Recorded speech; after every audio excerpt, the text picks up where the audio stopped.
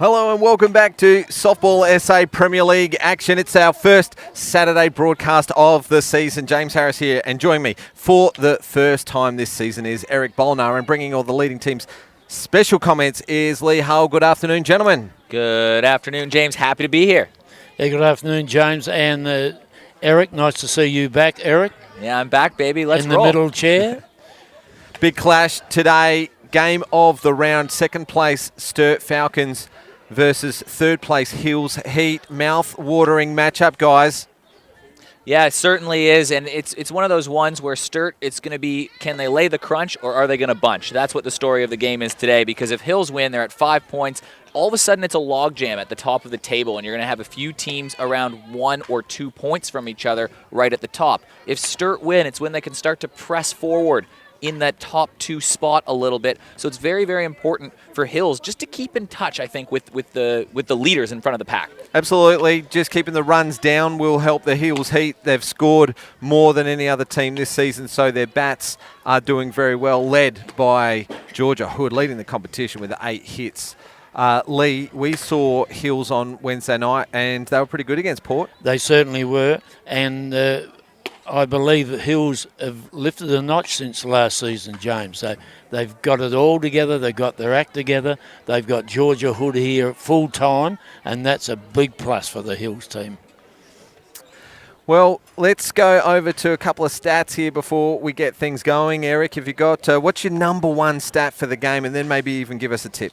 Yeah, I think it's going to be about Belle White. What Belle White do we see tonight? She's had 2 games this year where she's had 3 hits in those games, but she doesn't have a hit in those other games. Not that she doesn't make a great impact behind the plate, the All-Aussie International, but if Belle White's bat is going, I think that's a big sign for Sturt today. Absolutely. She's and it was the story of the game when they played in round 1. So all teams have played one another. Sturt defeated Hills 7-3. Sturt had 4 hits in that game. 3 hits to Belle White, 3 RBIs in that game. On the flip side of that, it's Georgia Hood. She's got 8 hits on the season, at least a hit per game, and she's their RBI leader as well. Which, if you are new to softball and it's one of your first times watching the stream, it's an intriguing matchup to go about. 2 of the premier players in the Premier League.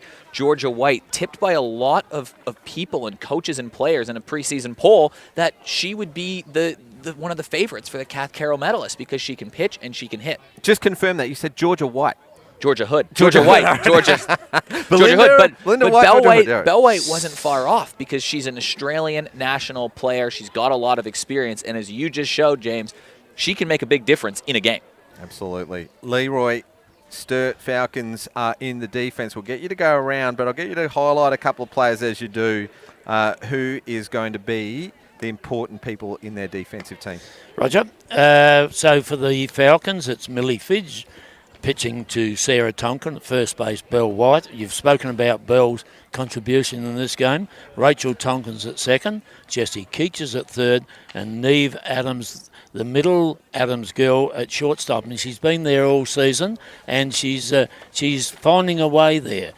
Very strong arm, but I think she's going to be an excellent player. The outfield, left to right, Jordan Lee, Maddie Cameron, another person we can talk about every week, can't we? And Erica Caruana. Now, that's a very steady, settled Sturt side. Two people on the bench, Sally Adams, the other pitcher, and Chloe Charlton gets on the bench today. A couple of names that you mentioned during that defensive lineup for me. Maddie Cameron, she's hitting 500 on the season, 5 hits, 4 walks. Impressively batting 600 with runners in scoring position. And Neve Adams is actually batting 7th in the order today, but leads the Sturt Falcons batting with RBIs, 6 RBIs on the season for the young shortstop from Port Pirie. That is fantastic, isn't it? In your first season at A grade down here at West Beach, and you're leading a side like Sturt in the batting. Fantastic. While we just do some minor repairs to the diamond before the game commences, the 3 umpires, I'm not too sure we've got more experience than these 3 gentlemen. I don't think we have, and they are Kevin Tannenbring on plate. At first base, it's Steve Wallace-Yarrow, and at third, the great treble half man himself, Neville Lawrence. very special thank you to our broadcast partners, Leading Teams, MC Sportswear, but also our broadcast partner in Spacequake Sports.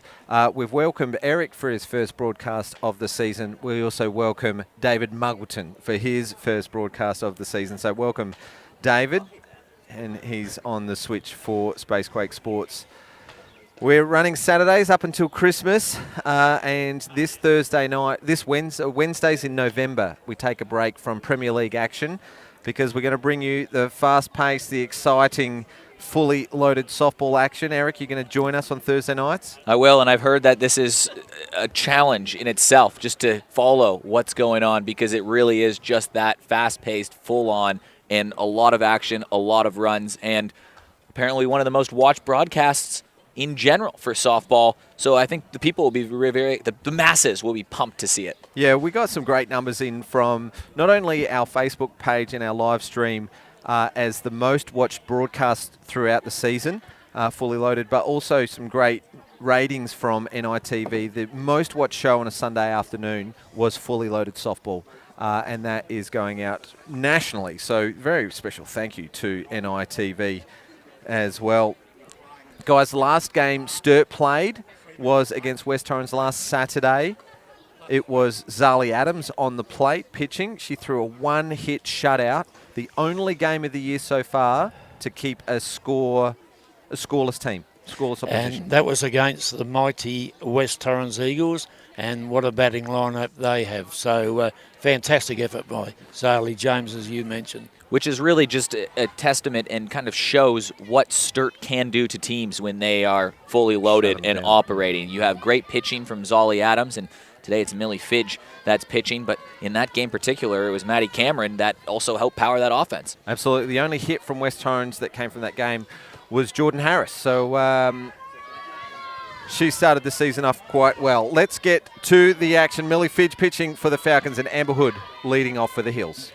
Well, Millie Fidge delivers the first pitch of the ball game, and that comes in over the plate for a strike. Millie Fidge, the starting pitcher here. Sturt have a great tandem of youngsters that they have grown, and they're very proud of it. They have homegrown some talent that will pitch, and she delivers her second pitch just outside. Millie Fidge is half of that combination. We talked about Zolly Adams before, but they've combined for they're the only two women that have pitched this year. Millie Fidge has thrown 14 innings. Zolly Adams has thrown 12, and both of them have some pretty good numbers.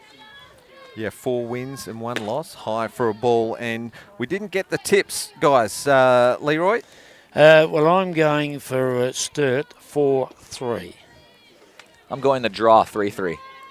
Real draw. We've only had 2 draws this year. Both of them Port Adelaide games. But each team have only played 5 games. And Hills were one of those teams that has one of those draws. They had a thriller 5-5 last week. They were down 4-1, and things were looking grim for Sturt, or for the Hills rather. But 3 extra base hits in 1 innings. They battled back, tied it at 4, and then exchanged shots as this is hit up the middle right to Millie Fidge. She throws this over to first, so Millie Fidge makes it easy on herself. A good battling at bat from Amber Hood, but that's 1 down. Millie's a pretty good shortstop as well, so she's going to handle any ground ball straight back at her. But we've seen a lot of that where the pitchers have been really good defensively off their own pitching. Comes to mind Steph Trzynski. She's pretty handy in the field. Yes, certainly. Millie's a very good batter, and like you said, James, some of these pitchers can bat as well. Steph Trzynski, I don't think any pitcher can hit the ball harder than she can. Well, she's not pitching this first half of the season, but she's already started the season pretty well with 4 hits. Yep. And she's only played 2 games. Dangerous batter.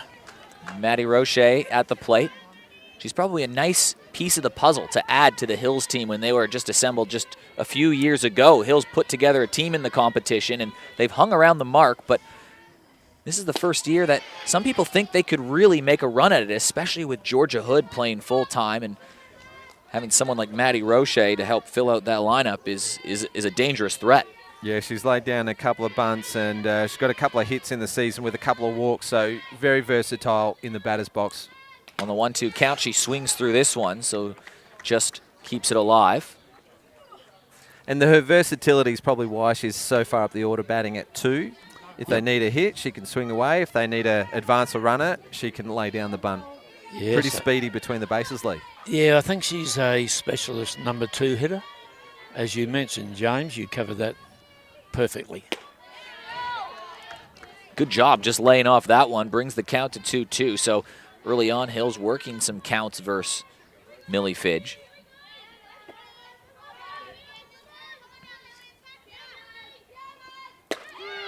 And Millie Fidge has her first strikeout of the day.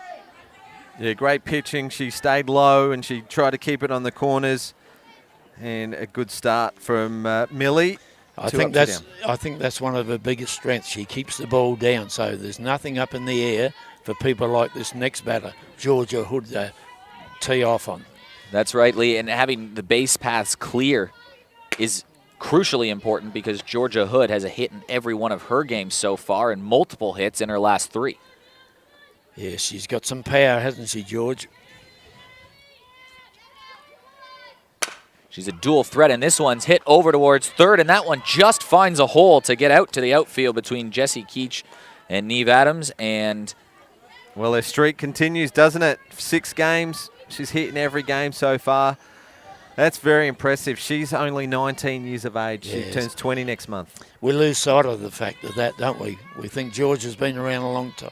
Well, she has. Yeah, she has. But she hasn't aged with it. And you'd think she's certainly someone that is on the national team radar as Alex Mackey lines this right over to Neve Adams. She makes a nice play. So it's actually a very sharp play, Eric. Shoestring catch down low. It was hit hard.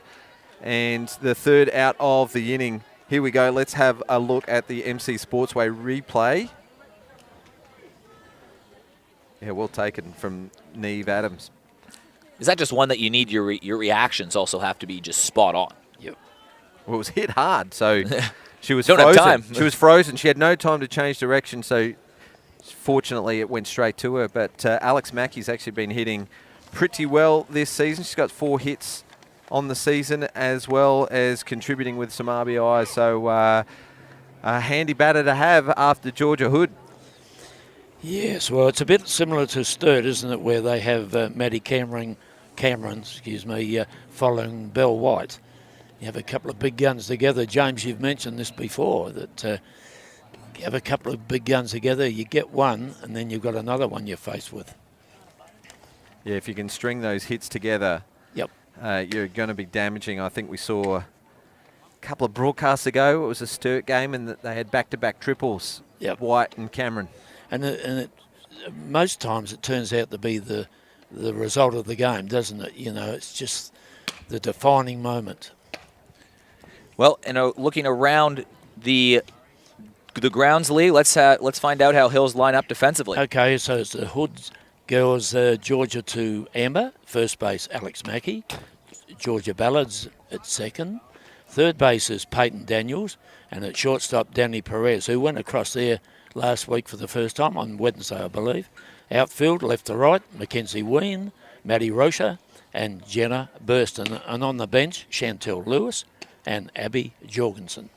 Meanwhile, the Sturt Falcon batting lineup is about as difficult as it is to navigate for a pitcher. So we have a heavyweight tilt and one of the premier pitchers in the competition in Georgia Hood throwing the ball right now. And this lineup in Sturt is deep and it is heavy. Yeah, and it's a lineup you've got to keep on top of them because they'll have one innings during the game. They'll score 3 or 4 runs as quick as blink your eye, Eric, and that'll happen. Georgia's thrown 16 innings so far this season for 25 strikeouts, so about 1.5 strikeouts an inning, but where she's probably letting her team down 20 walks so far on the season. Ada Caruana leads things off. 20 walks, it's a lot of walks, James. But she's a terrific pitcher, and batter. We've already seen it today in this game, her first turn at bat. For as much as the pitching matchup is a story with 2 young pitchers going against Georgia Hood too, and just young pitchers in general, Georgia's only 19, I think the offense is a bit understated in this one. It's the 2 leading scoring teams in the competitions going at each other, so both teams have an offense that can put up runs in a hurry, they can go ahead in a hurry, but they can also get themselves back in the games in a hurry. Yeah, I think Sturt have chased down a couple of small margins so far this season, and that's why they're sitting on top, because they can finish out a game. And Ada Caruana lifts this out towards center field. Moving under that is Maddie Roche. You have to be steady on those. She is, and that is a key first out because Ada's got some speed. She tracked that pretty well. It didn't look like that she was in a hurry to get out there, and she just read it well off the bat. And we can see here on the MC Sportswear replay is that she just had to break to her right a little bit and took it comfortably. Yeah, and it's Ada all over us, and you throw it away and up. She's got the power to hit opposite field. She's very good at that, Ada. Rachel Tonkin stepping up to plate. Yeah, Rachel settled into the number 2 spot very well, I think, this season. Like James said, you can provide the bunts and you can provide a hit. And she's done a good job over time of working herself back as a regular in this lineup. And 2, as we talked about with Maddie Roche, it's a very important spot.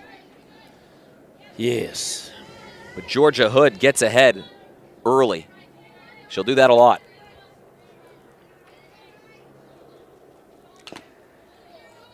And Rachel stays alive by tipping this one foul, but still a favorable position for Georgia Hood. Just protecting there. Yeah, Rachel was just reaching out a bit for that one, I think. It was a little bit outside. Is that one you're just trying to stay alive with? Yeah, I think so.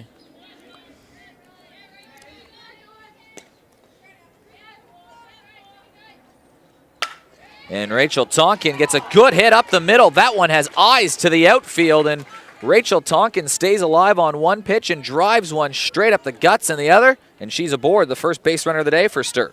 Perez did pretty well to try and dive up the middle. I think it bounced over a glove. Yeah, I think it did. But Tonkin aboard for the Falcons. They've got a base runner for this all-star middle order. Now comes the big 3, Sarah, Belle, and Maddie. And Sarah Tonkin swings at the first one. It's up the middle. That one just finds its way through. So it's 2 hits from 2 Tonkins. And there's 2 runners on for Sturt, and this is the first big opportunity of the day. Yeah, Georgia's going to have to be smart here with the pitching because Belinda White can hit opposite field, so she can't just hang him over the outside edge. She really needs to mix them up here to challenge Bell. She got 3 hits in 3 at-bats last time they faced each other. And she's had 2 3-hit games. That's hard to do. Belle White, Aussie national team player. The Olympic-bound Australian national team. Well, they've got a knuckle in here, the green team, don't they? Get the second out. And she swings at this one, and that one bats. just skips through. We'll see if the runner's held up. Rachel Tonkin being waved around. There's going to be a play at the plate. No, there won't be. Rachel Tonkin scores, and the Falcons are in flight. It is a 1-0 game. Make it 4 hits for Belle White against the Hills this year for 4 RBIs. Gee, Ballard we'll see it on the replay here. She just had to come off her glove, so we might have to give that one an error, but it was hit pretty hard. But Burston was very well backed up there, but the first run of the game for the Falcons. Yeah, Georgia Ballard looked like she had it covered from here, but just the ball bounced, took a bad hop for her. And that's the 6th RBI of the season for Belle White, and we're only in game number 6. It's a pretty good pace. Yes, it's worth keeping your place on the side, you think? You'd think so. I do. Maddie Cameron swings at this one, and this is over at short. Throw across, and Danny Perez just misfires a little bit, and that will keep. It's a bit of a base running blunder here from the Falcons. They've got to make a play here. Georgia Hood going to throw it. Oh, boy. Maddie Cameron had overrun first base with Belle White standing at second. Sarah Tonkin was standing at third, but they didn't make a play over to any of the bases. No run scores. Coach Humphreys calls a timeout to maybe just settle the Heat team. See, Georgia hasn't really done anything wrong this inning for mine. She's had ground balls, and they've just been out of reach at the field. And then for that one, if you ask me, the shortstop Perez probably should have played second base there. Her weight was moving that way. Second base was covering well, and then that throw, as you mentioned, Eric. But then you have Maddie Cameron, who is standing over at second with Belle White. They had a great opportunity in an open bag over at first to get a runner easily caught down in a rundown. Take a look at the replay here. Maddie Cameron goes wide. The runner was held at third, and there was 2 runners standing at second, but nobody picked it up. So it's those little things, and when you're playing a team like Sturt, you got to take advantage of every opportunity you have. Take any out they can give you. Loaded bases. Millie Fidge steps in, bases loaded. Good thing about bases loaded, if you're looking for those positives, is on an offensive side, it's an easy way to get a couple quick runs, but defensively, a way to get a couple quick outs. Yeah, well, you've got 4 opportunities now, and that's what I want. I want the ball hit in the infield. Millie doesn't do it in the infield very often. Usually goes deep.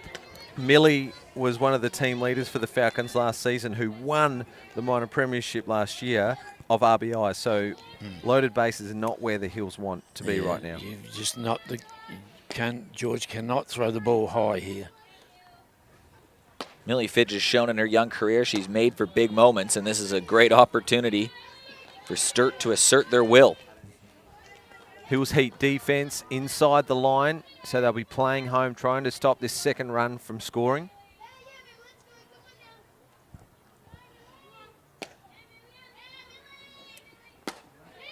This one rides a little bit up. So if you're Georgia Hood, how are you pitching here? Are you do you attack and go right at her, or is it something you need to be a bit cagey because it is bases loaded? She walked in a couple of runs on Wednesday night. She can't afford to do that today. Got to throw it in the zone. And Millie Fidge chops at this one. That one goes foul. She's got the count to full.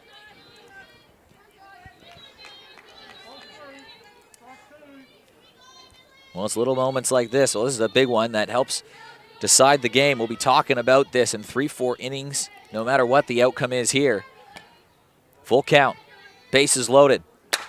Millie Fidge grounds this over to Perez. Throw home. They make the play. Hood over to first. Safe at first, but a fantastic play from Danny Perez to get the ball home, to get the lead runner. So they keep runs off the board. It stays bases loaded, but that takes some of the pressure off. MC Sportswear replay shows that she picked the right play this time round. Good throw over to catcher Amber Hood. She turned to try and get the second runner out at first, but loaded bases, still only 1 run in this first inning. Well, they get out of this with only 1 run. The green team, they'll be really chuffed. Neve Adams falls behind 0-1. Now, we've seen Neve in a couple of games this season, Jones, where she scored 2 runs at her turn at bat on 2 occasions, so she can hit the ball. She's stepped up, hasn't she? Yep. She's a very hard hitter of the ball. Strong arm. Good take. Yeah, great take there from Amber Hood. That one gets behind her. That could be danger for a run. I think she'll go up the middle if she hits it, I think, here.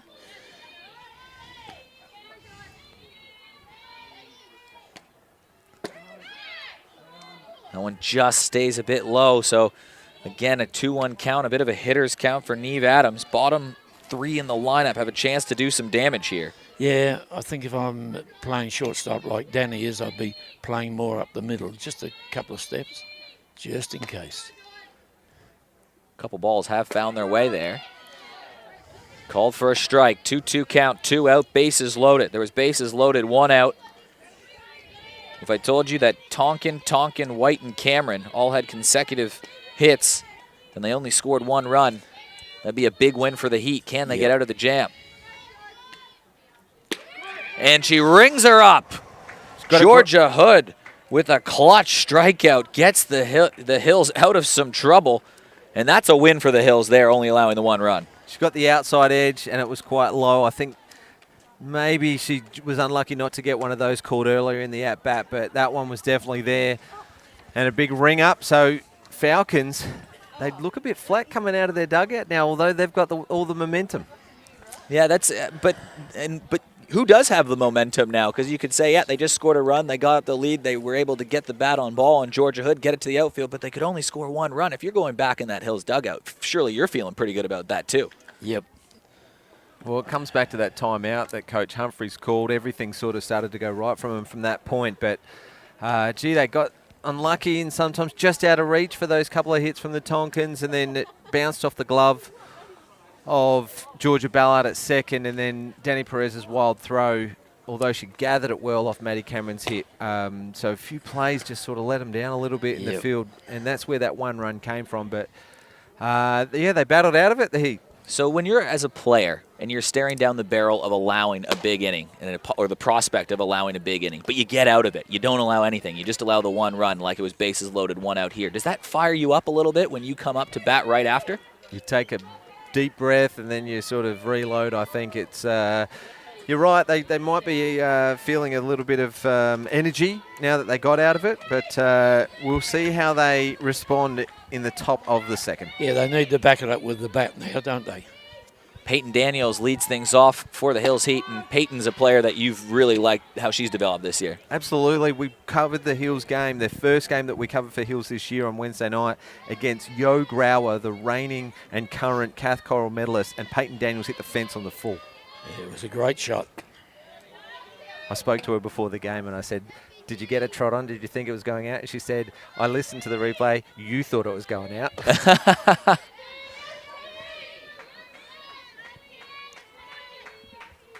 Try to get something started here. She takes a good hack at that one. Just missed it a little bit.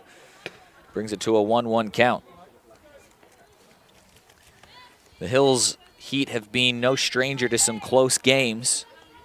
So that's probably one thing you'd have to expect. They had a wild 5-5 game in their last time out versus Port Adelaide.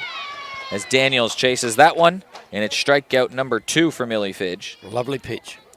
Yeah, Fidge has been pretty good this season so far. She's pitched 14 innings, sharing the load with Zali Adams, who's thrown 12. 16 strikeouts in 14 innings. Handy when you have 2 quality young pitchers, isn't it? Handy when you have 2 quality pitchers on your side that you can, when things are going wrong, you can sub someone out, or you can use that 1-2 punch. You see around the world, baseball, softball, it's becoming more about sharing the load and having those specialists that can come in that one time through the order, keep people off balance. Just slips away. How old's Millie Fidge now? She's top age 18s this year, so 17 turning 18 next year. And this is her 3rd full season in the Premier League. Yeah, I think she more came off the bench 2 seasons ago, but last year, part of the Sturt Falcons dynamic duo with Zali Adams, I would say this is her 2nd full season. And it was a big call from Sturt a few years ago, coming off of a string of premierships. They decided to not bring in an import when a lot of other clubs were bringing in import pitchers, and they decided to really focus on developing a couple of their younger pitchers. And it's really starting to pay dividends now, isn't it? Yeah, they weren't the first to bring in an import, but they did it very well with Monica Perry. And a big strikeout. Oh, sorry, that's just a strike. I thought it was a strikeout. So did the crowd. Yeah. The crowd were clapping too. Full count. Will she go the off-pace pitch to this batter? What do you think, Lee? Well, I think that's what I'd do. And she swings through it. Strikeout number 2 of the inning, number 3 on the day. So that brings up Georgia Ballard. Yeah, 4 in a row with the last 3 with Monica Perry pitching, and then they won last year, of course. But they very well could have brought in an import for 17-18, 18-19 when they still had a good lineup, but a good call not to when you're looking back on it. Well, the biggest club that we've got in South Australia, so they've got to back their youth at some stage, otherwise they'll end up losing them to other clubs. So it was the right call to make. And they were a finals team all throughout. And last year they were the best team in the minor rounds.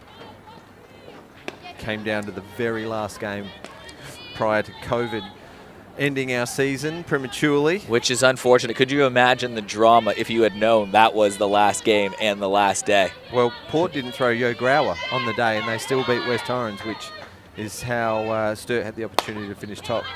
And sort of a running bunt, but Millie Fidge underhands this one. A very simple inning for her, and she did a lot of work herself. She's got 2 strikeouts. She's got a couple 1-3s. Millie Fidge off to a really nice start. And she's keeping the Hills batters at bay. They've only got through seven of their through the lineup. 1-2-3 inning. That's always going to make it easier for the Sturt defense, and they will now be able to have an opportunity to come back, add another run to the tally. Well, it'll be fresh in their mind, won't it? Because it was a very quick innings.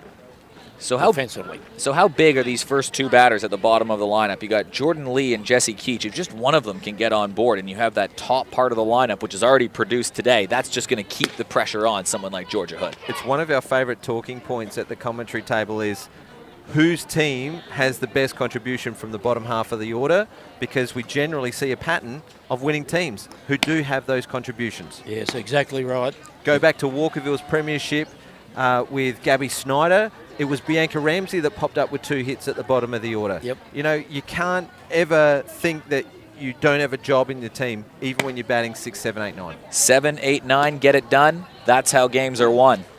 Love it. Jordan Lee will lead things off, followed by Jessie Keach, and then they will turn the page over to Ada Caruana for the second time through. Again, this Sturt lineup just chock full of players that have developed from the club, as you mentioned, just a big youth program, and it does pay dividends at the senior level. Yeah, shows the strength of their club. Jordan Lee chops at that one. Is that going to stay fair? It just goes foul. Amber Hood watches that one just roll over the line. Got to be careful with those ones. Majority of the time, if it comes off the end of the bat, it might roll back into play, but that one, that was just jammed her a little bit and check swing. Both teams lucky, I think, in that occasion. So we've talked a lot about Georgia Hood and even the prospect of how good she could continue to become as she deals here. And this one's hit hard right at Perez, and that's some good reactions. It's a hard hit ball. And Danny Perez makes a nice play to get the first out for her pitcher. Line drive to shortstop, had to break to her backhand side, read it well off the bat, had a little bit of top spin on it as well, just for that extra degree of difficulty. What a great shot from Jordan Lee. Well done, Danny.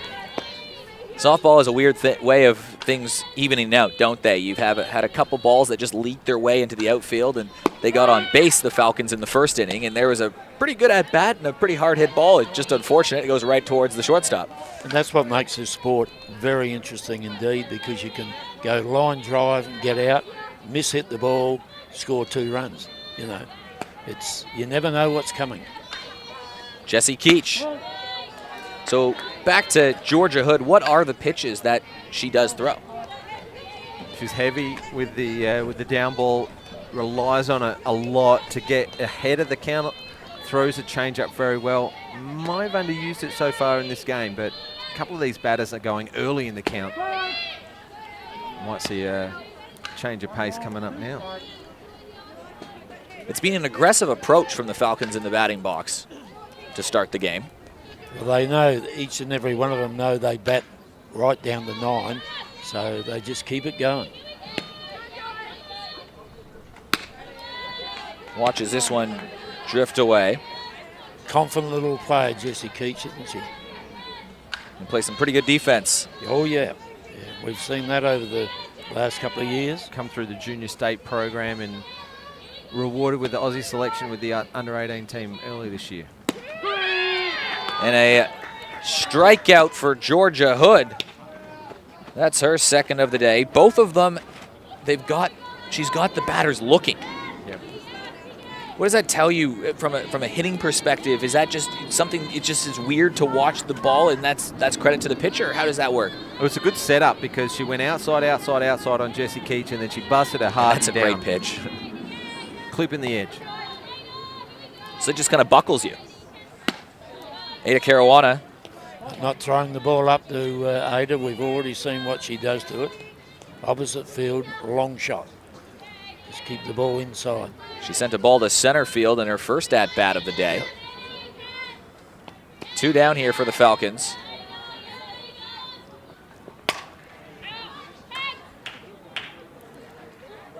It is a 7-inning game here in the Premier League competition, or 90 minutes.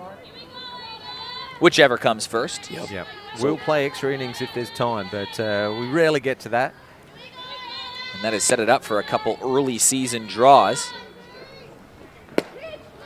Good pitch from Georgia Hood as Ada Caruana swings through this. Sturt sitting tied top, 4 wins, 1 loss, 8 points. They're tied with Port, the only unbeaten team, but they've got 2 draws to their name with the 3 wins.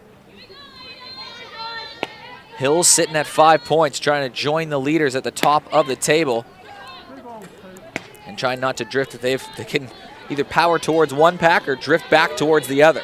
Well, they don't want to be caught in the middle. Yeah, Georgia's going outside all the time in this turn at bat, and I think that's fraught with danger.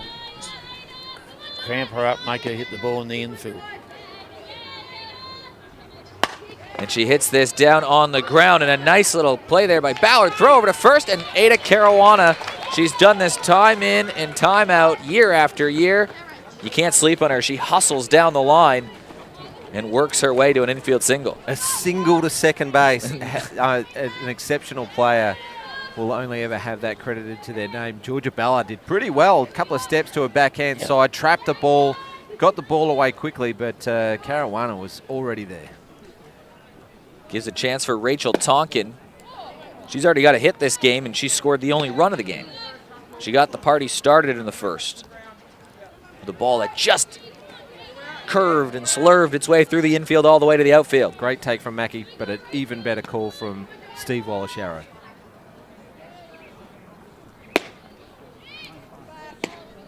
Interesting to see Tonkin hasn't taken the bat off his shoulder for these two pitches. They've both been down and out of the zone. She looking for the one to bunt, you think, James? Not with two out. Well, little slap. That one finds the heart. Obviously, under instructions, take a few pitches. Hasn't even looked like swinging, has she? Well, she had that patient at bat where she fouled a couple away before finding a pitch. It was a good two-strike approach for Rachel Tonkin her last at bat.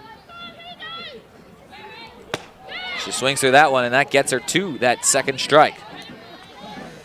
2-2 count.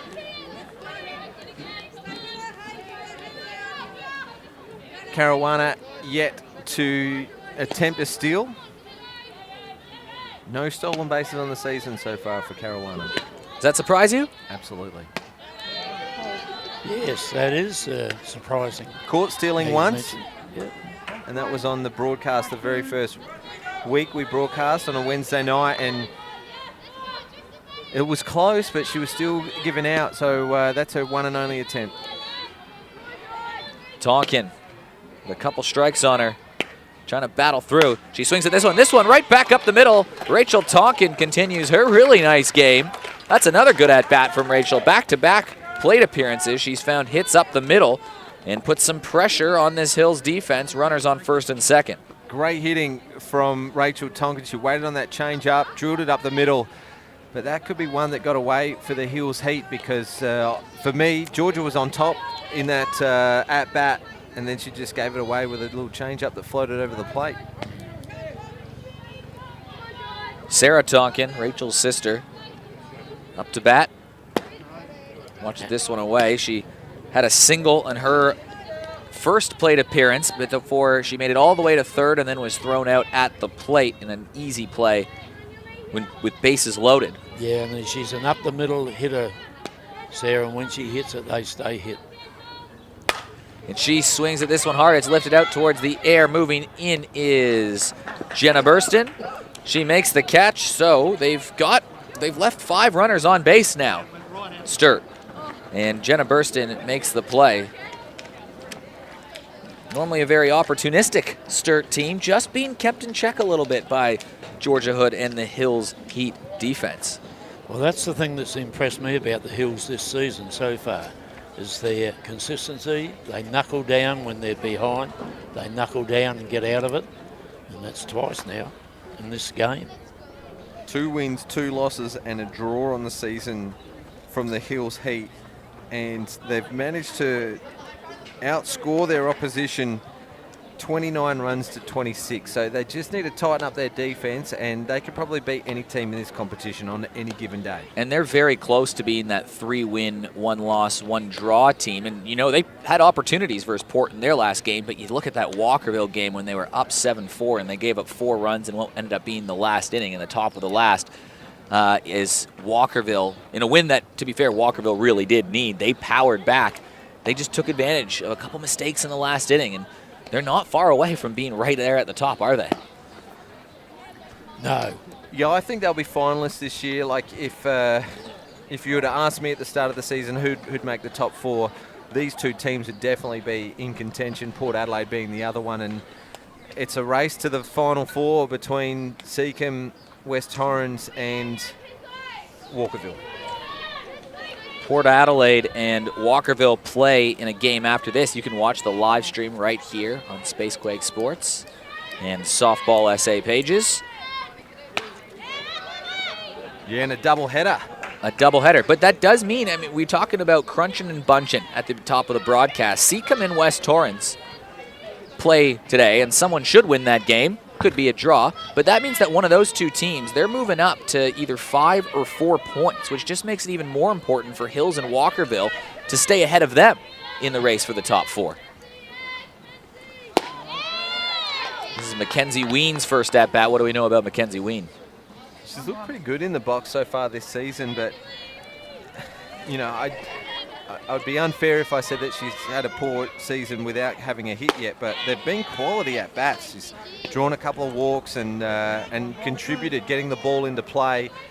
She looks like she's pretty confident up there, swinging at good pitches as well, so her time will come. She'll be featuring in the fully loaded action starting this Thursday night. As we said before, things have a funny way of evening out. So if you keep that approach consistent, you'd think those hits are going to start to find their way onto the stat sheet for Mackenzie Ween. And she rolls this one out towards short, just bobbled a little bit by Adams, and that's just enough for Ween to get on base, and maybe the luck for Mackenzie Ween starting to turn right on cue. Yeah, good piece of the ball.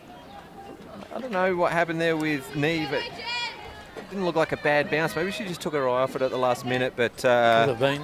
Yep. just couldn't get a handle on it, and Mackenzie Ween, lead-off runner aboard for the Heat. There's not a lot of room between those bases, so those smallest of errors can lead to that moment as this is dropped down in front of the catcher. Tonkin airmails this one a little bit, and now that will advance runners to the corners. So for the first time today, it is, yeah, it's a big opportunity. For the first time today, there's runners in scoring position for the Hills Heat. And the top of their order as well. So second time through the order, a timeout being called by Sturt.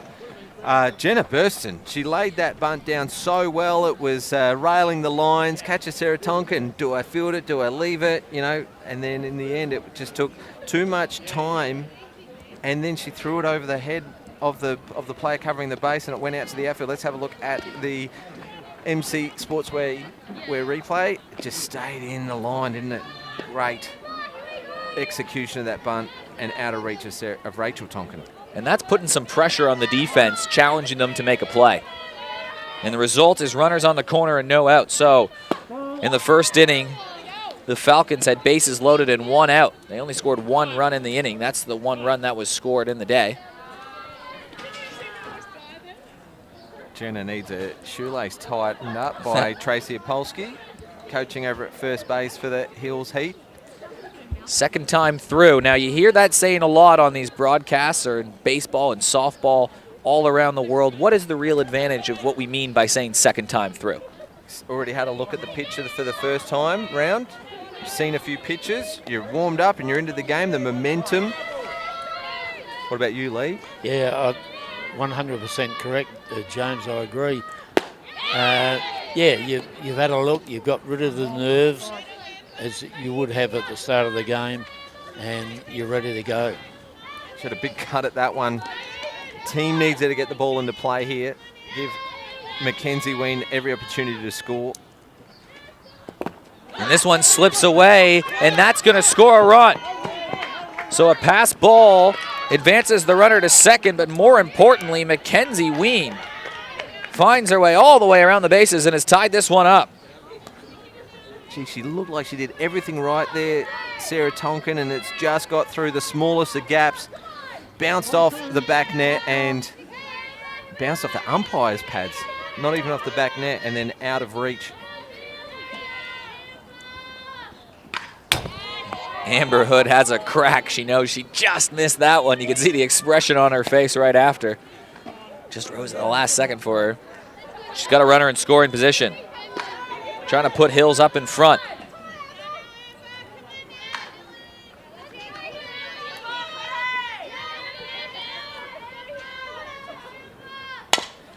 Chopped at this one. Neve charges towards this. Throw across the diamond, and how about the hustle from Amber Hood? That was great softball all around. Well done from Neve Adams. She attacked it this time, fielded it well, pretty low to the ground. Let's have a look at the MC Sportswear replay. And Amber was on her bike.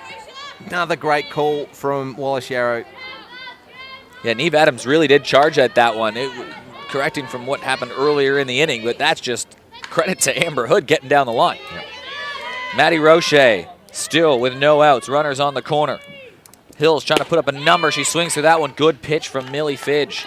Well, with one out, Maddie's a great short game player. I'd be getting it on the deck. Yeah. A couple of wild throws so far in this inning from because she's the got Falcons. Georgia Hood and Alex Mackey to follow. Just put the ball on the deck. That's fine. Good pitching and good calling from Sarah Tonkin and good pitching from Millie Fidge there to get the ball out of the zone. They probably felt that the bunt was coming as well. I'd still go bunt. Just try to advance the runner Yeah, and to get two of them in scoring position. Give her a chance to have hit. They'll probably pass her up, Georgia. Not if there's loaded bases. It's true. Well, hey, you lose one, cost you one run if you it's loaded. So I think when one's have you better ever seen an intentional walk with the bases loaded? today, probably. Let's have a look. And they There lay it down is. the bunt from Roche. Fidge has a look at second, but she makes the easy play at first. So that gets two runners in scoring position, and that really is job done because the woman walking to the plate is Georgia Hood. She's got a hit in every one of her games she's played this season, including this one. She's got multiple hits in 3 of them. You couldn't ask for another player, if you're the Hills, to come up in this moment. I don't know if this is the Falcons' way to intentionally walk any batters. They back their team, they back their pitcher, they back their defense, and then they back their own hitters to get those runs back. That's true, but I'm telling you, I wouldn't be letting her hit here. It's also then you'd be taking your chances with Alex Mackey, who's off to a good start this season. But they're going to go up Georgia Hood, and Hood lifts this towards center field. That's going to score 1 run. Play over at third. What She's a surprise. safe. Georgia Hood delivers with an RBI double.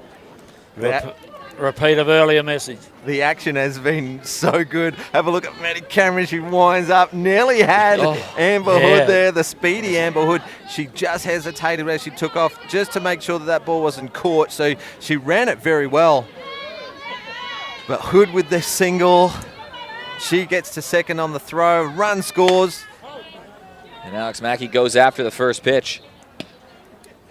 Still no, just the one out in the inning, the sacrifice bunt. Yep. They've allowed 3 hits. They've allowed the bunt in this inning. But there's only 2 runs across the board. Sturt doing a good job of trying to limit the damage, but there's still only 1 out. Alex Mackey. They did this Wednesday night, the Hills Heat, when they were on. They were all on. They got 3 extra base hits off Yo Grauer in 1 inning to put 3 on the board. Tells you a story in itself. Good pitch from Millie Fidge. Great pitch. Gets Alex Mackey to chase. That is strikeout number 4 from Millie Fidge. And the crucial second out brings Peyton Daniels to the plate. It's a 2-1 game. Hills trying to put up a number. Both teams have had opportunities to put up a number in this one, but neither team has been able to do that thus far. Daniels, another good hitter in this Heat lineup. High for a ball. And I always ask this question when a couple of runs are scored in an inning, how long until you go to your reliever? Give them 4 runs? 3 or 4, I think. I guess it also depends how many times we talked about going through the lineup. If they get closer to turning it over again, you want to keep them off balance. And that's a big advantage that Sturt have had this season. The thing is with Sturt, with a side like Sturt, they can, as I said before, they can get 3 or 4 runs, blink of an eye. So, yes. Good block from Sarah Tonkin behind the dish. Saves the run. That one slips away. Yeah, it's a 3-1 game for Hills. 2-1 count. Peyton Daniels trying to inflict some damage. Gets her to chase at 1 up high. And they've got the Heat to their final strike of the inning. They've already put up 2 runs. Mackenzie Ween scored. Jenna Burston scored. Georgia Hood delivered that crucial RBI double. Just a couple batters ago.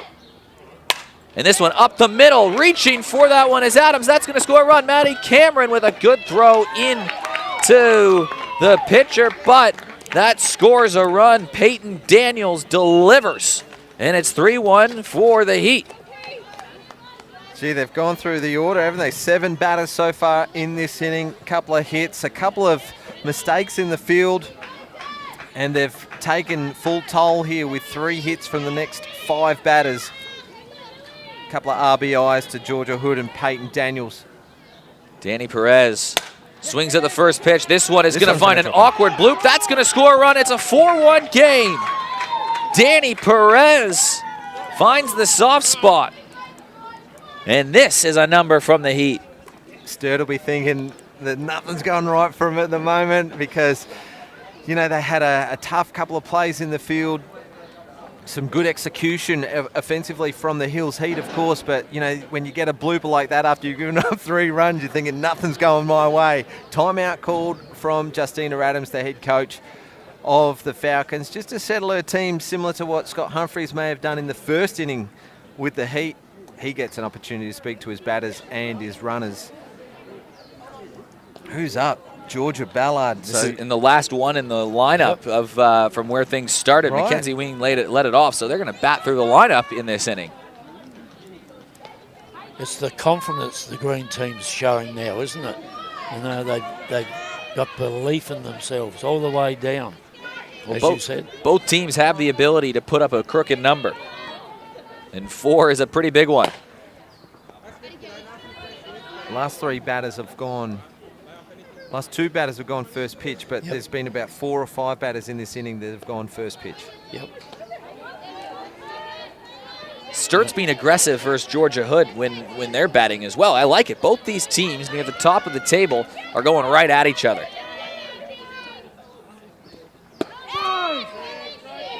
Sturt jabbed early. They scored the 1 run. They had bases loaded, 1 out. But Hills have just laid a big uppercut in this battle and made it a 4-1 game. And a good job from Millie Fidge to rebound and get a big strikeout, but every batter comes to the plate in the inning for the Hills Heat, and they score 4 runs to put themselves up 4-1. Huge inning. I mean, this season has been full of hitting and full of runs, and, you know, it's to see 4 runs go up in 1 inning against a quality side like the Falcons. Wow, it's great softball. Love what I'm seeing. Yeah, it tells you something about Hills, how much they've improved, doesn't it? Georgia Hood, though, will have her hands full. If you're looking for a response, you got Belle White and Maddie Cameron to start the inning. 2 Australian players right in the heart of this lineup. If you're looking to circle a couple names to try to get a rally started for Sturt, this might be the time to do it. And these are what these big players are for. Well, you got to back Belle White, don't you? She's undefeated against the Hills so far this year. From 4 plate appearances, 4 hits and 4 RBIs. Hey, I was just looking at who threw for Hills, for Sturt the first time they played the Hills. It was Fidge. She threw 6 strikeouts in their 7-3 win. So this is actually the 2nd time this season that they've seen Millie Fidge. So we talk about 2nd, 3rd time through the order. Well, they've already seen her once this season. Did they use Zolly Adams in that game as a reliever? No stats on that, mate. I didn't see the game, but from what I've looked up, I'd say that Millie went the distance in that one. It's been a good balance between the two, hasn't it? They've pretty much split the innings heading into this game 50-50. And Zali's in form. She threw a 1-hit shutout against West Torrens just a week ago. And that is a lethal lineup. Flirting there, Georgia, over the plate. Comes again, she's going to put a motor on it, I'll tell you.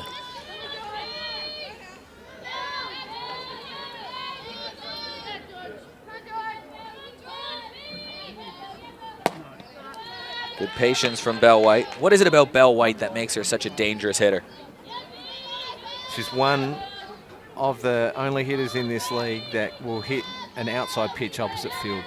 And so if you throw it inside, she's going to pull it. And if you throw it down the middle, she's going to send it. So you literally can't miss. Sounds fun.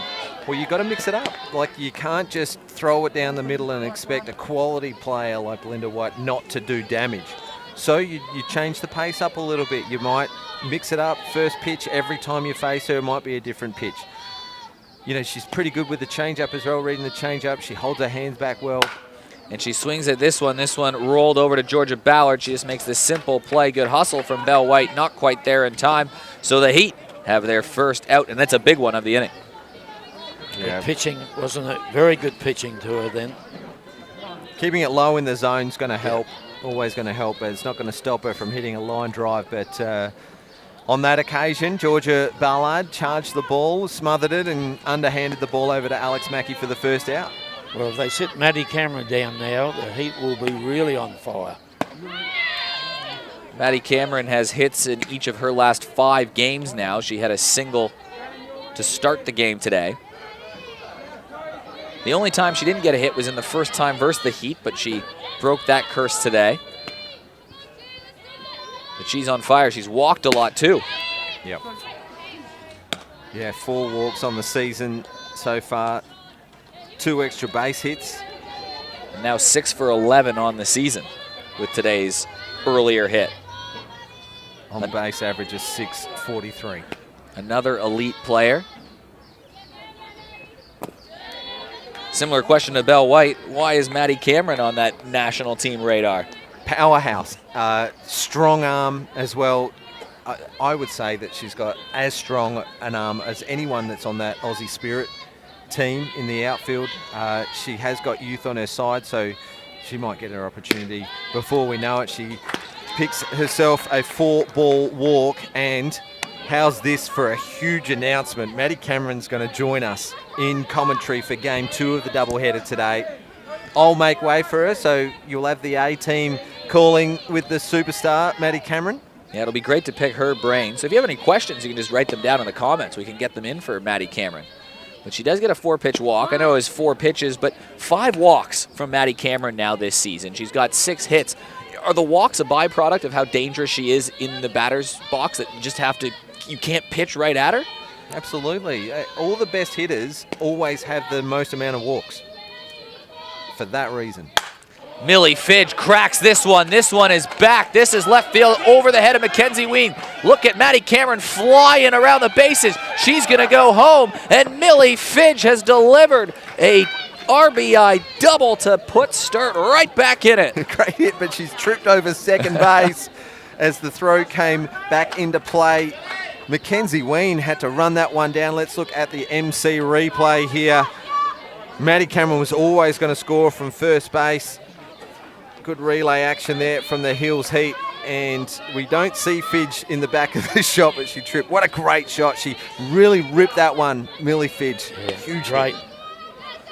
Well, Millie Fidge didn't have an RBI yet this season, despite batting okay, and she finally gets her first one there, and she's got a flair for the dramatic, Millie Fidge. I always love to see that, the pitcher help her cause. But now just 1 out, runner in scoring position. The 7-8-9 batters really got it done for Hills Heat. Now a big opportunity to keep the rally going for the Falcons. Neve Adams struck out first time her at bat. She stays alive here. She's got great hands for a young player, hasn't she? She can, like that pitch was on the outside edge and her hands went with it to the outside. So she's going to be a tough challenge. She was the MVP of the Under-16 National Championships earlier this year.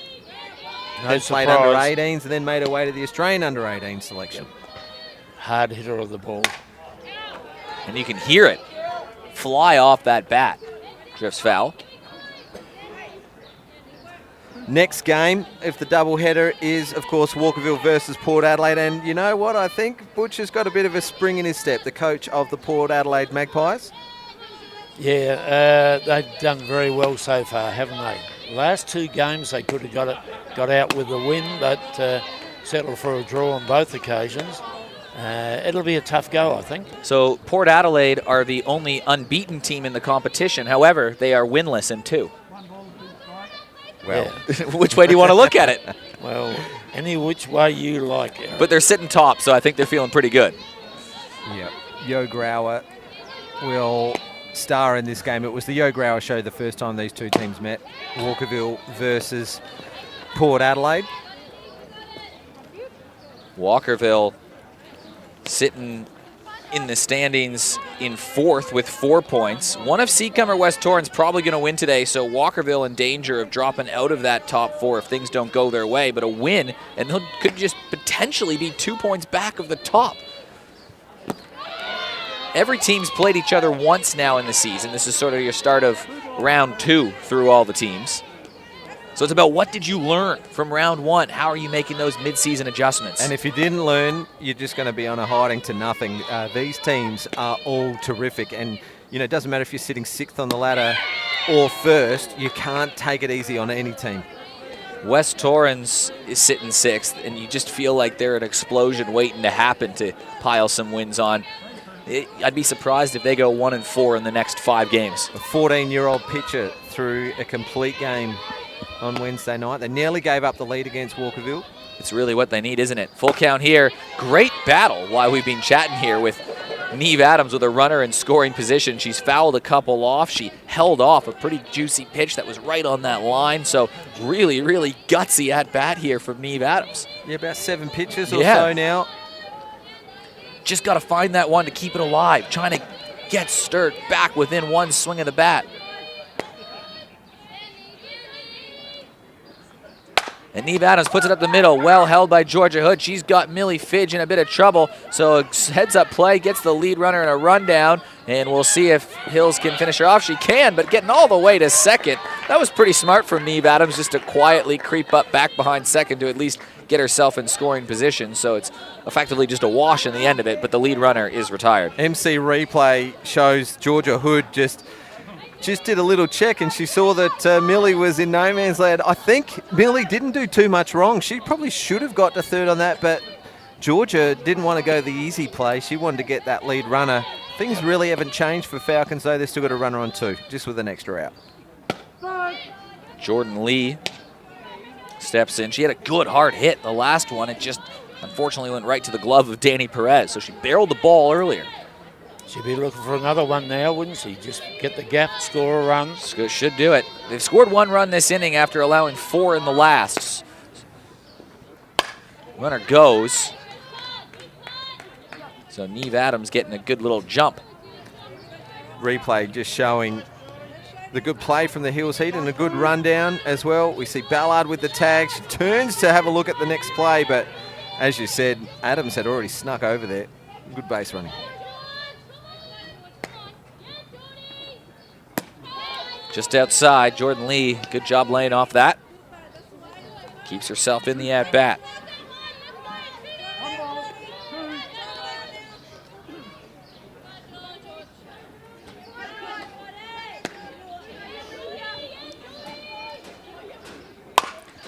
She gets this one up the middle, just out of the reach of Georgia Hood, but backing her up was Georgia Ballard. And they get out of a little bit of trouble. They allow just the 1 run. Keeps it a 4-2 game after 3. Time-wise, we've only got about half an hour to play. Sturt, they've been threatening. They just can't get that big knockout blow, can they? Yeah, things are rolling for the Heat, aren't they, Lee? Yeah, they are. And it was they had the big chance there, the Falcons, didn't they? Because they started with Bell and Maddie. And you'd think if Bell and Maddie is starting this lineup in the particular innings, they'll score 2 or 3 runs. I'm not writing them off. No way am I writing them off. I look at their score chart, 27 runs prior to this game, and they've put 7, 4, 3, 5, and 8 on the board in any of the games that they've played. So there's never any stopping them. No. It's just reducing the damage. And the Hills Heat, after a bit of a shaky start, they managed to get their composure, and they've had to fight in each inning. Reducing of damage is a great way of putting that, and you can think about the damage that could have been inflicted when they had bases loaded, 1 out in the first, and just the 1 run scores. That's reduction of damage. That's not stopping them from getting on base, but it's stopping them from scoring. Mackenzie Ween got things started in that big 4-run 3rd inning for the Heat, where every batter came to the plate. She'll be looking to do the same thing. Millie Fidge still out there. You wonder if Zolly Adams might be getting ready just in case, knowing that they're going to be going 3rd time through pretty soon, and they've been managing a 50-50 split generally. I think personally, first two batters get on, then there'll be a change. So a shorter leash. Shorter leash. Sturt playing at 2 o'clock today. I'd probably say that Millie starts this one. That one's low in the zone for a called strike. If Millie starts this game, I would probably say that Zali's probably flagged to pitch a B-grade game at some stage today. So warming up now, maybe for a B-grade game, might be in their favour.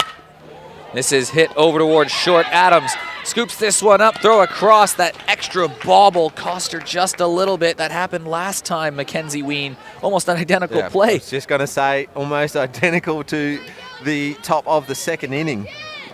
Top of the third inning with Mackenzie Ween. So she's 2 innings in a row, led off, got on board. Always so important to get the lead off on. You saw what happened last time. She ended up scoring as the bunt laid down. Back behind her, Tonkin. Good job grabbing that one. She has a look over at first, so an easy out. Lee might have a comment on this one here. We've been speaking of the art of sacrifice bunting the last couple of broadcasts. And that one, she just waited too long, almost a running bunt attempt. Yeah, it's too fancy. Just do the job. Everybody in the place knew she was going to bunt. Oblige them. Just get around earlier and put the ball in the plate so she can move from first. Amber Hood steps up to bat. Runner on. Big out here. You don't want to have to flirt with Maddie Roche and Georgia Hood with just one out and that prospect looming. She lays down the bunt. Fidge grabs this one, throw over to first, and Hood was racing down the line. She raced out an infield single her last time up. She almost made it that time. Instead, it's just a pretty good sacrifice bunt. Again, another running bunt. But with Amber's speed, you'd probably back her to make that, a few out of 10 times, I would say. But wasn't much in it. Good defense from the Falcons. Game of inches. Maddie Roche has a runner in scoring position. All 4 of their runs came in the last inning. 0 for 2 on the day, Maddie Roche. She struck out, she bunted. Then her last at bat, that one over the plate, 0-2 count.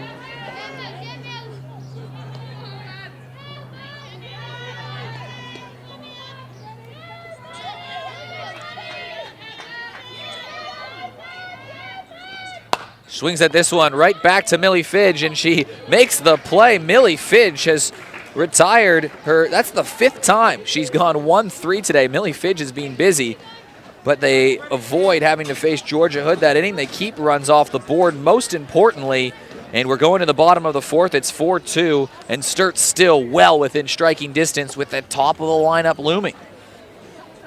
Yeah, it was just the inning they needed, wasn't it, Lee? Yep, it was, and as we've said before many times with the Sturt side, they bat all the way down, 1 through 9, and there's going to be a change here for Hills. Looks like it. We'll see what they're doing. It must be a defensive change somewhere in there. You see Georgia, there's no reason she wouldn't come out. We'll get to those defensive changes in a moment, but while we're on an inning break, just want to thank all our broadcast partners, in particular MC Sportswear, leading teams, and we're bringing you the live stream broadcast, which you'll be able to see on replay on NITV and Channel 44. Special thanks to Spacequake Sports and Softball SA. And while we're on break, let's go to our social media as well. Eric, you mentioned it before. If you want to shout out, just tell us where you're watching from and say good day. A couple of your old sparring partners, Eric, Tom Jacobson says hi, and Katie Sutherland Finch says hi. You're the most popular man on the broadcast, so unfortunately, this is the last time we'll hear from Eric for the season. No. All I'll just say to that is, hi, Katie. Snobbing off Tom. Love you, Tom. Yeah. Welcome back, Eric, from Jenny Cameron. Awesome. Thanks very much. Joel Cooley's watching. Is he in Minnesota or St. Paul, I should say, or is he in the Netherlands with his wife? G'day to Joel Cooley as well. Back to the action with you, Eric. Jesse Keach leads things off. Important batter to get on. You got Ada Caruana and Rachel Tonkin due up. Caruana has a hit today. Rachel Tonkin has 2 hits. Sarah Tonkin has a hit, and Belle White's got a hit. So there's some danger coming through. The defensive change for Hills is Georgia Ballard sits down from second, and Abby Jorgensen, another young player, comes in that position, second base. Georgia Hood hasn't had the normal day she had that we're used to seeing in terms of the strikeout number. She's only got 2 through the 3 innings, but she has got herself out of trouble a couple times, and she's really battled through what is a very difficult lineup. And only the 2 runs. On Wednesday night, Georgia pitched her way into a bit of trouble with those consecutive walks, and we saw Chantel Lewis come in to relief for an inning or so, did the job, and then Georgia come back in to finish the game. Do you think they'll stick with Georgia throughout this one, Lee? I do. 3-1 count, hitters count here. Jessie Keach can find her way up bat. This might be the window just creeping open. Again, it's a 90-minute time game, and we have played 65, so we're really starting to get towards that last quarter of the time here. And Jessie Keach, good job working a walk. She's aboard. We just mentioned the leadoff aboard. So important. This is the Falcons' chance to get back into the game. This is the first time today they've had the leadoff runner aboard. The first inning, they had Rachel Tonkin grab a hit, and they ended up loading the bases. Tonkin would later score, but that's about it. They really haven't been able to put pressure on right from the start of the inning. Ada Caruana. You saw her leg out an infield single to second base by no fault of Georgia Ballard's. It was just a hustle play from Ada Caruana. So any ball in play is a big threat for Sturt. She's going to lay down a bunt, and a bunt is a good chance for a bunt single from Ada Caruana. Absolutely, and the defense has to be inside the line as well because of how good her short game is. You can see that the outfield's come in a couple of steps as well. A lot of respect for her. But she's behind 0-2. Probably eliminate the bunt. That has some heat to it riding up inside, doesn't it? Yeah, we haven't brought the radar gun out so far this season, but you'd say that she's over 100 Ks. In and around 100 Ks, I reckon, for Georgia Hood at the moment. And standing so close to the batter in softball, that just looks faster than even what it is. 43 feet starting point. They're probably releasing about 38, 39 feet. Nervy job from Ada Caruana to lay off that one. I think Sturt can sense it here. They know that this is an opportunity inning, especially with some of the big bats coming up. I'll keep the ball inside still. Caruana just stays alive. Otherwise, that happens.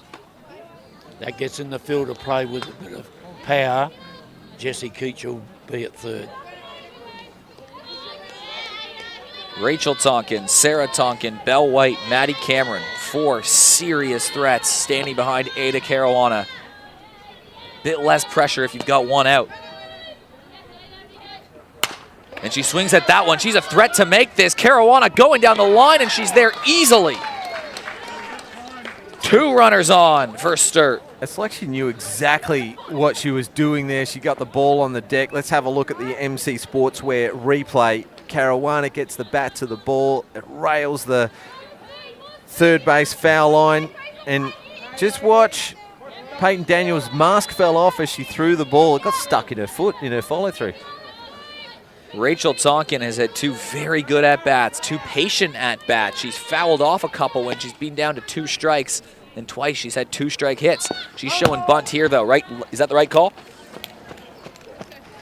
Yeah, Tonkin, White, and Cameron coming up. There's no outs in the inning. You've got 2 runners on. They do need to get back into this game.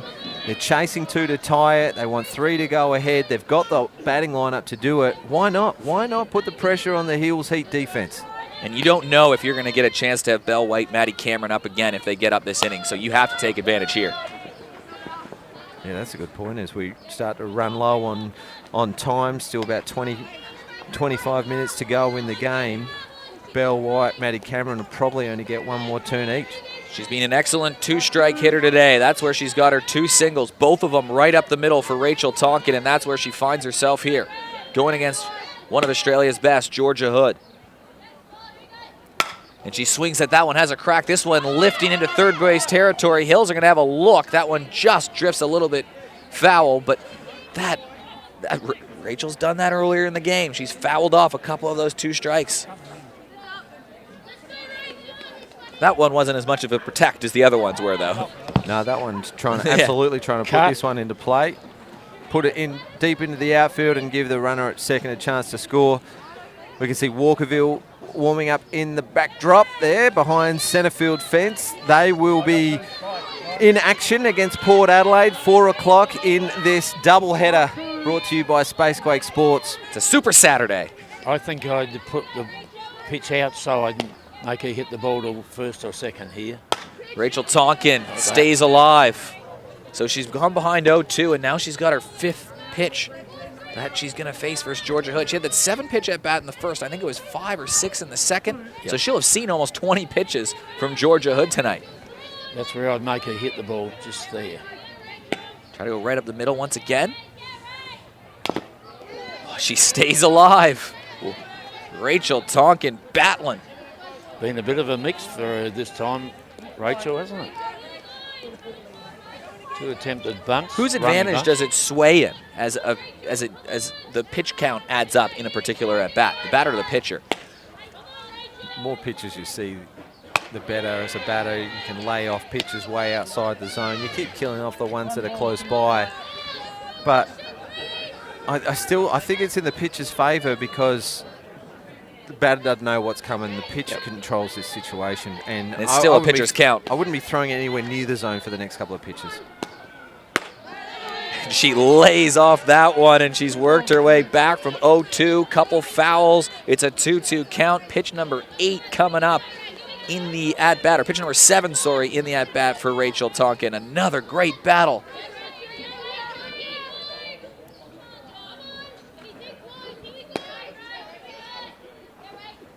Tonkin down the line. She's done it again. Another great at-bat, and that's going to load up the bases. Falcons caught a bit between the bags. They'll get back, but Rachel Tonkin, for the 3rd straight at-bat, gets a single. She's faced probably 21 pitches from Georgia today. She's 3 for 3. That's terrific from Tonkin. And that's where she hit it, didn't she, between the two of them. Unfortunately for the Heat, it didn't go to one of them. Bases loaded, no out. Just threw a bat out there as we see it on the replay. Keach turned 3 and held up by coach. It is round Adams. 6, and Sarah Tonkin is yet to have an RBI, which would be very surprising at the beginning of the year. That tells me she's due. It's bases loaded, and a base hit should cash in a couple.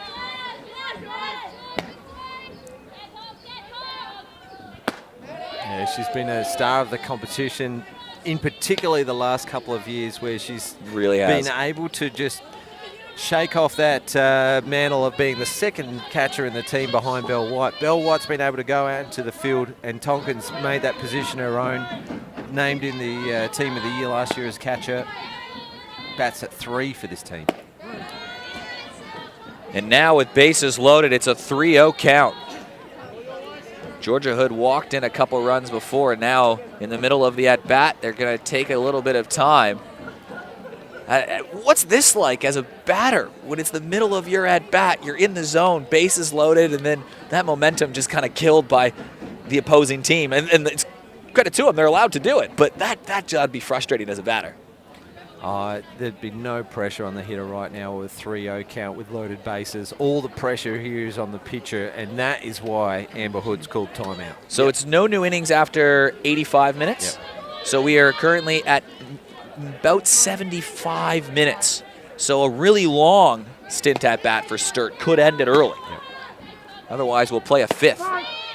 Bases loaded. They had bases loaded, 1 out in the first. They could only score a run. Lee's a big fan of the green light on a 3-0 count, and that one was right down the pipe. 3, and that's probably why. That's what happens. It's a 3-1 count, still in Sarah Tonkin's advantage. And an RBI walk for Sarah Tonkin, and now Sturt have crept within 1 run. Bases remain loaded, and there are no outs. You can circle back to how big that was from Rachel Tonkin to load those bases, going behind 0-2, fouling off a couple, taking a few pitches, and then getting on with a single. And now Belle White has an RBI this game. She made them pay the first time they played, and Belle White can be the big difference maker here again. 1 for 2 on the day with an RBI. White and Cameron step in. Infield in tight. If this ball is hit as hard as what Belinda White's capable of, they've got no chance of stopping it unless it goes straight to them. Yep. Which is now where the outfield come into it. And even they are fielding in a little bit tighter. Maybe so that they've got to play at the plate, but White could send this sailing. And that run at second becomes big, and White has a big swing at this one and just is going to have enough to go foul. So it's just a loud foul ball, 1-2 count. Boy, a Heat need an out. Yeah, no outs. 4 batters, 2 hits, 2 walks. You talked about this last inning, that Sturt are never out of a ball game. They were down 4-1 in this one. They've made it 4-3, but because of the potency of this lineup, you just can't count out the Falcons. They always seem to have 1 innings where they get 3 or 4. They've got 1 in this one. They've got 1 in the first, 1 in the third, and 1 so far in the fourth. Can the Heat contain them? And this one's hit hard. It's a shot out towards right field. Burston backing up. Burston makes the play. Runner's going to tag. It's a good throw into the diamond. They advance the runner to first and third, but that is going to tie the game. Sacrifice fly to right field, a professional play from the Sturt Falcons, and I reckon we would have seen that more than a handful of times over the last decade. Belinda White, sacrifice fly, Ada Caruana scores on the fly ball to right field. There is 1 out, but the runners are at the corners, which makes it a little tricky for the Heat with Maddie Cameron. 7 RBIs on the season now for Belle White in game number 6. It's a tremendous pace. Maddie Cameron, another Aussie international. She's singled, she's walked, she's scored. She's got runners on the corners. The game is tied, but Maddie Cameron can put Sturt out in front. Hood delivers. And Maddie Cameron thumps it up the middle. The Falcons storm back and take the lead on the bat of Maddie Cameron. Single to center field. It was drilled. It nearly spun away from the center fielder, Maddie Rocher, as well. Managing to just reduce Sarah Tonkin to 2 bases there. She kept it to 1. The hit was so well hit from Maddie Cameron. Her second straight multi-hit game for Maddie Cameron. She's got 2 hits and a walk.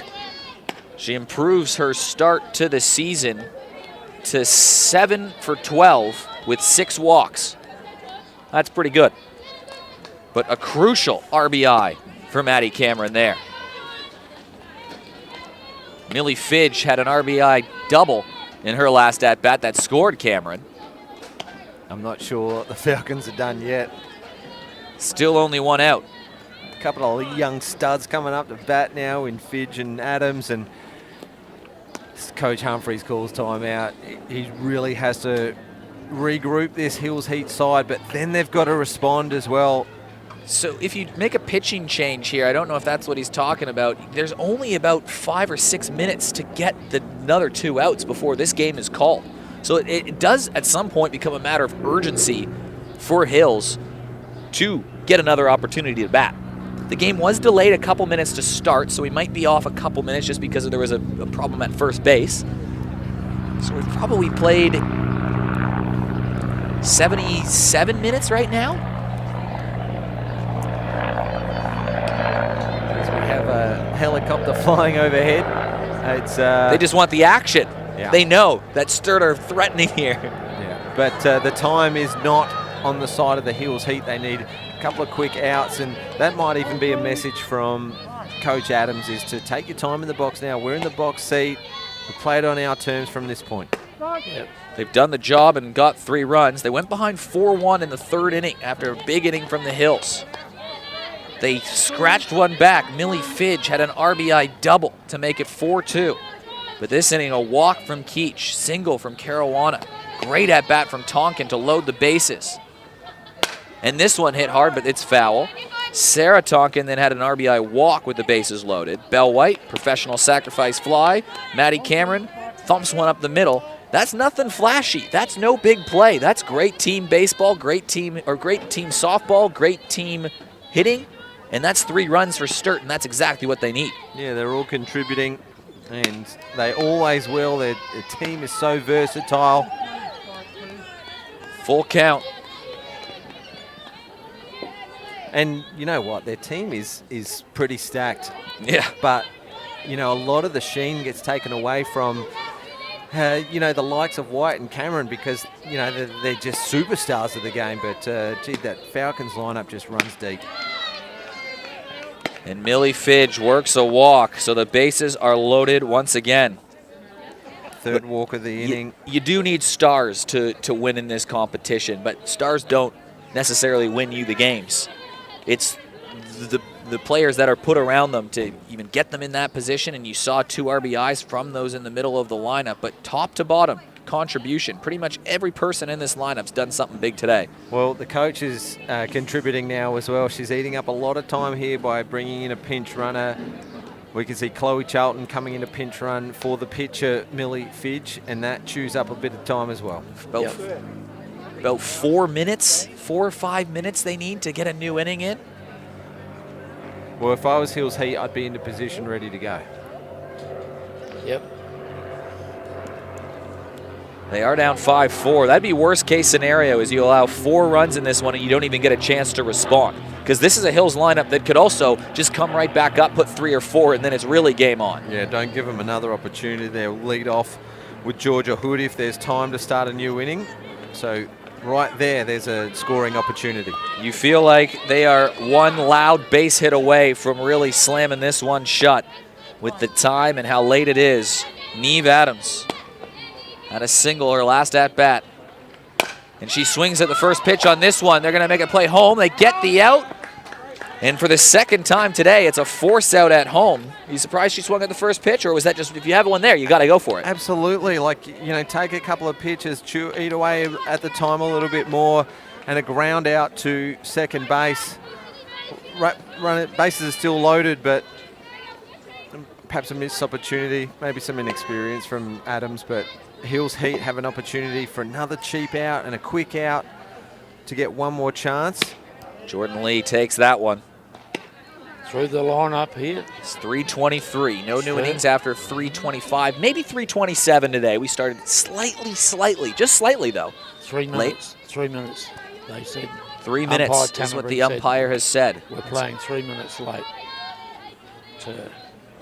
So we would have about 5 minutes then. They should be able to get in that other inning. Unless you can deliver a couple back-to-back hits, then it becomes questionable. So it should be okay should be danger averted for Hills, provided they can get an out. Jordan Lee swings at this one. It's right to Hood. Hood, throw to first, and they get the out. So they'll live to fight another inning. All 9 players come to bat. They put up 3 in the inning with bases loaded. It could have been a couple more. So Sturt still have Hills hanging around in this game. 9 batters in the inning, as Lee said. So both teams have been able to put multiple runs on the board in big innings. Left the bases loaded again. So they've left a bunch of runners on base. So this will be the last inning of the game, no doubt about it. Hills need to extend the game. They need a run here. But yes, you did talk about runners left on base. They left 3 in that inning. They left 2 on in the last. 2, 3. They've left 10 batters on in 4 innings. Well, when you look at it that way, you'd probably think that it's been a pretty one-sided game. But Hills Heat in 1 inning put 4 on the board, and their leadoff for this inning contributed to that score. And the 3rd time through the order, seeing Millie Fidge. If you're joining us late to this one, Sturt had bases loaded, 1 out in the first. They only scored 1 run. Millie Fidge was excellent, especially those first couple innings. Hills really couldn't get anything going until the 3rd inning when they put up 4. Millie Fidge then delivered a RBI double to make it 4-2 in the 3rd. Shut them down, pitching in her part of the inning. And then in the 4th, 3 runs from Team Baseball on a first pitch swing out towards right field. Straight down the throat of Ada Caruana. And Georgia Hood's retired. Alex Mackey comes to bat. So this would certainly be it. They're 2 outs away from standing alone at the top of the table for the time being. I'm okay with that, Georgia's first pitch swing. She had one to hit, and she hit it hard. Yeah, there to hit, and, you know, she's in the team for her hitting. You know, she's in the hitting order to swing that bat. This is where the Hills Heat are going to have to go deep in counts and get the good pitches. They just need one run to extend the game. And they need a runner on base so they can score that run, so they can manufacture a run. Every one of their last 3 games now has come down to the final inning. They were up 7-4, lost 8-7. They scrapped back from 4-1 down, took the lead, and ended up drawing 5-5ers. Porton, there's a little hit up the middle. That's exactly what the doctor ordered for Alex Mackey, and the tying run is a bore. Did you see Maddie Cameron wind up there? I thought she was going to have a throw at first base. Alex Mackey is on for the Hills Heat, and they've got the runner aboard. Timeout called. Peyton Daniels and Danny Perez stand up. What a great first game of our doubleheader. It's a heavyweight tilt, just as we expected. Ruby Ballard's going to come in. Sorry to interrupt you there, Eric. Ruby Ballard's coming in. She is in the under 14 age group. She as made a runner. An A-grade debut on Wednesday night. Did she get on? She pinch run on that game as well. So it's a big runner. It's the tying run. No pressure. That's the one they need. Love the Ballard family. They come from Coomanduk every week to play. Where's that? You don't even know. I don't even know. Do you know Taylor Bend? I know Taylor Bend. It's further than Taylor Bend. Okay. And, you know, we saw the 3 Ballard girls come through the system. Abby Ballard, of course, went on to bigger and better things with the AFL or the SANFL. I think she was in the top few in the best and fairest count this year. Yeah, as I saw a 16, 17-year-old. Peyton Daniels steps in. Trying to get Hills back in it. Hills sitting at 5 points through 5 games on the premiership ladder. Sturt sitting at 8. Big difference between 5 and 1. It's a 4-point swing in this game, potentially. Hills trying to prove that they belong right at the top in those top 2 in the conversation. But a loss keeps them down at the bottom of the pack. Sturt, they were the minor premiers last year. They're trying to prove that wasn't a fluke. They're trying to keep themselves at the top, go wire to wire. Lots on the line early in the year. Millie Fidge deals this one just outside. Great variation of pace there. The changeup just missed the outside edge. Peyton Daniels is settling in here. She's waiting for a good one. She didn't go for the low strike. She wants it up just a little higher. It's been one tough inning for Millie Fidge today, but it's been, in the Sturt defense, I should say, too. It wasn't just Millie Fidge there, but one tough inning, but 3 pretty straightforward innings. Other than that for Millie Fidge today. She's very capable of shutting any team down. Linda White playing a little bit in. And this one is crunched foul, so at least it gets to a full count. Yeah, you don't want to pitch it up there to Peyton Daniels. You've either got to get it up at shoulder height or you keep it at knee height on Peyton Daniels, because she has shown Wednesday night and today that she's capable of belting the ball and against the faster pitching as well. Yo Grauer was a victim on Wednesday night when she hit the fence on the full, and good Ballard poised at first. Good, long, tough at-bat from Peyton Daniels. Tying run here in the top of the last. Swings at that one, and that is a big strikeout from Millie Fidge. I said shoulder height. That's where this one went. Just off of it. 6 strikeouts for Millie Fidge through 4 2/3 of work. And this represents the last out. Danny Perez. They have to score. Ruby Ballard.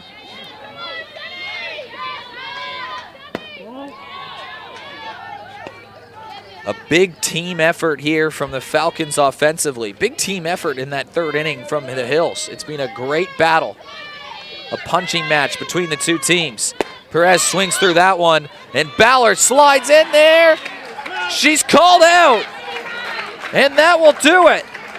The Falcons climb from behind. They score 3 in the last, and they soar to the top of the table. It's a 5-4 final.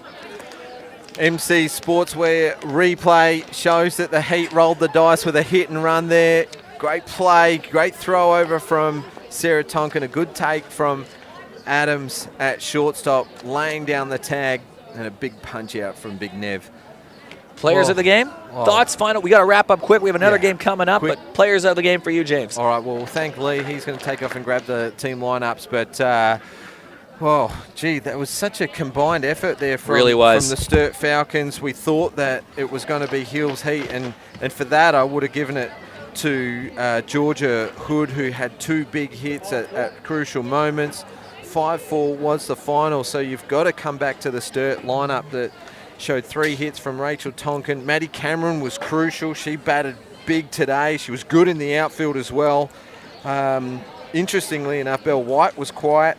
She did have the RBI with the tying run, but it was Maddie Cameron's RBI with the go-ahead run for me. Maddie Cameron was 2 for 2 with an RBI, but I'm going to give this to Rachel Tonkin for a couple reasons. She was 3 for 3 today. She scored the first run of the game, and she scored the winning run of the game, and she got on base, that winning run, by just gutting out a big at-bat. She was behind 0-2 versus Georgia Hood. She found a way on base, and Sturt ended up winning the game. But as you said, big team effort in a 5-4 win for Sturt. Well, there you have it. Very well called today, Eric, and thank you to Lee. That will do it for Game 1 of our doubleheader today. Stay with us. We have the Port Adelaide Magpies versus Walkerville Cats. Very special thanks to our broadcast partners, leading teams, MC Sportswear. Thank you, Spacequake Sports. Congratulations to Sturt Falcons, 5-4 winners on Saturday Premier League action.